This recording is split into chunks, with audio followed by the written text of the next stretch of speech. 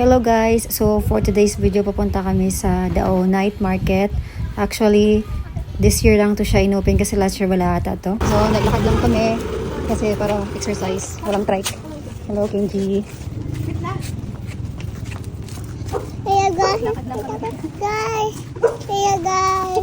Ayan guys, so nakarating na kami dito sa night market ng Dao, dito sa Marina Arcade. Sumakay kami ng trike kasi napagod yung kasama naming bata. Sobrang daming pagkain, daming street foods, di mo alam kung ano yung uunahin mong kainin.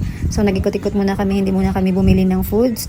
Pumunta kami hanggang dulo. Tumingin muna kami ng mga paninda, sobrang daming tao pala pag mga ganito. Pero sabi naman ng iba, usually talaga yung maraming tao Monday at saka Sunday. Hindi ko lang in-expect na maraming tao ngayong araw na to. Pero safe naman kasi maraming pulis ang nakabantay mula entrance hanggang dulo.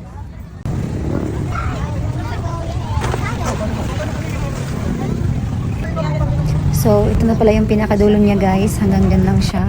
Tumingin-tingin na rin pala ako dyan ng ukay-ukay kasi mas goods yung quality ng ukay-ukay. Ewan ko sabi ng iba. We, amenen. Mahilig lang talaga ako ng ukay guys. Tsaka, naghahanap lang ako ng mura. Wala pa kasi akong Wowards ngayon guys. Kaya dito lang muna tayo sa mura pero maganda. Naiinis na ata to si kuya kasi kayo na pa kami pili ng pili. Wala namin kami grabe naman kasi sa sobrang dami parang gusto ko nang bilhin lahat. Hindi mo na alam kung saan yung pipiliin mo. Sa bagay, mura lang naman siya kaya kung gusto mo, bilhin mo na lahat.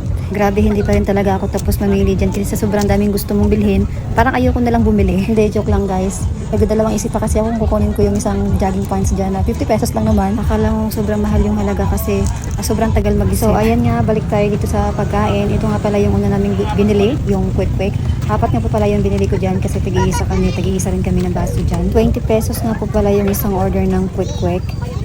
Kaya nagbayad ako ng 80 pesos. Tumayo ka. Basta. Yung punito.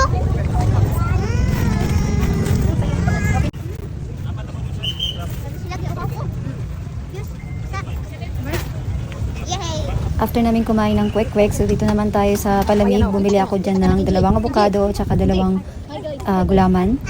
50 pesos yung isang order. Grabe, marami din bumili sa kanila guys. Kaya hindi ko sure kung masarap yung drinks na tikman natin. Avocado na. May nakita po pala akong nagtitinda ng shawarma. Gusto kong bumili pero feeling ko masasayang lang kasi hindi naman kami kumakain masyado ng shawarma. So may nakita kaming chocolate, matcha. Dito tayo sa matcha. Tikman natin. Dami.